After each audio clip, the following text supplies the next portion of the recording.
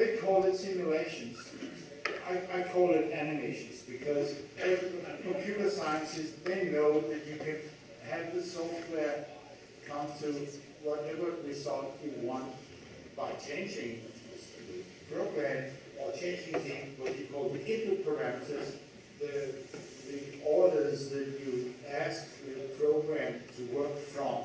We call them the input parameters. But NIST denies to publish neither.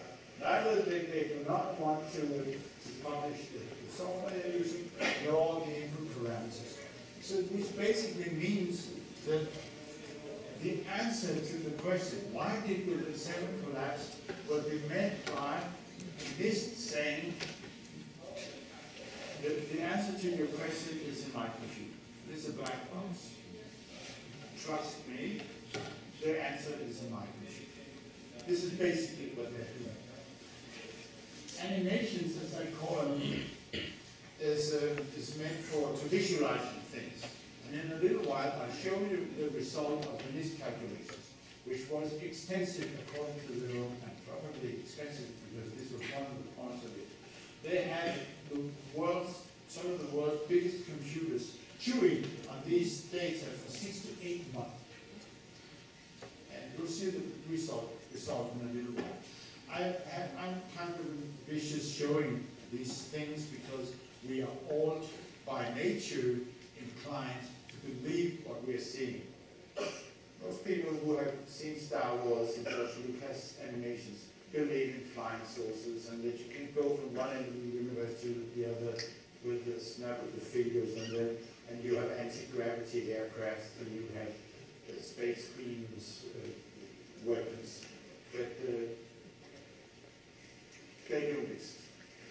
They haven't been documented. So we have a tendency to believe it. And this is what NIST wanted to seeing this and accept it as a visual illustration of this. Now, first, this is not the real combination. This is just the visualization of the pancake effect. This is column 81, and you see the floors coming down. It starts spending. It takes along with it column 80, 79, 80, and 81. This is not the thing. Before I show you NIST's animation of the whole structure, let's just go back and remind ourselves of what we are witnessing here. This is the same steel frame I showed you earlier on, now viewed from the south. Column 79 goes from this corner up here, 186 meters all the way through the building, and then 20 meters further down to the bedrock. And what this suggests is that a fire on the 12th floor, on the opposite side of this little red dot here, started the whole thing. You see it here. Now, this is viewed from the north, actually, so corresponding to the video clips you see. So this is the NIST thing. And it's in real time. This is how it's supposed to happen.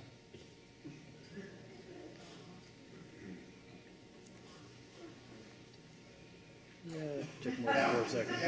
It's not longer than that. There are many things wrong with the NIST report. And I will spare you for going through all of it. Then we will come home. But just a few highlights. The very simple question, was there really a fire on the northeast corner on the 12th floor in the time preceding the collapse? Unfortunately, yes, question in the last row. Yeah, I was just wondering, what is the expansion of the floor beam that would deflect the upright supports? It's coming in 30 seconds. 2.5 centimeters. 2.5 centimeters in the 30. Okay.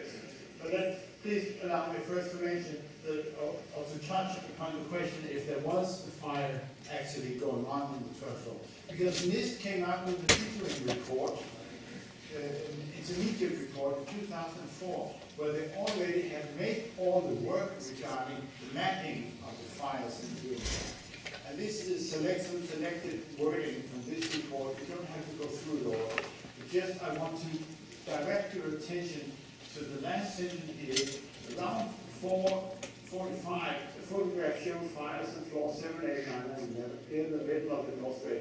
Floor 12 was burned out by this time. So the fires on the 12th floor has gone out at least about 45 minutes before the collapse of the whole building. Next, we got, okay, this is the picture I've shown you before. And this is the 12th floor, but it is from about 3 p.m. Column 79 is in here. And as I told you, an office fire only lasts for 20 minutes. Okay, this is the 12th floor, so it's a 30 minutes fire. But still there's roughly 2.5 hours still to go before the building collapses. So this is what I would call sustained release in terms of heating. Another point is that NIST really had problems with the temperatures. They claimed that they had access to some of the recovered steel, even though most of it, almost all of it, was shipped immediately to China and Taiwan for recycling. But a small fraction was retained and NIST had access to it.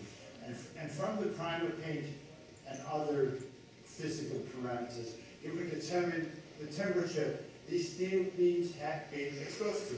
And they had not found any core column steel members which had been subjected to temperatures above 250 degrees centigrade. They did not find any perimeter steel remains which had been subjected to temperatures beyond 150 degrees centigrade. So they really have a problem. But then they're claiming, well, in the northeast corner, the fires below the roof was reaching 600 degrees centigrade. And as to your question, it's fairly easy to take apart and see this transverse beam, how much would it expand with the temperature rise to 300 degrees, and it's only 2.5, 2.4 centimeters either end. This is peanuts, considering what such a steel frame can absorb actually in terms of the movement and expansion and so forth. But to really punch this conclusion, let me show you that what NIST is saying is that the floor beams, when expanding, is pushing the bullet, which is going here.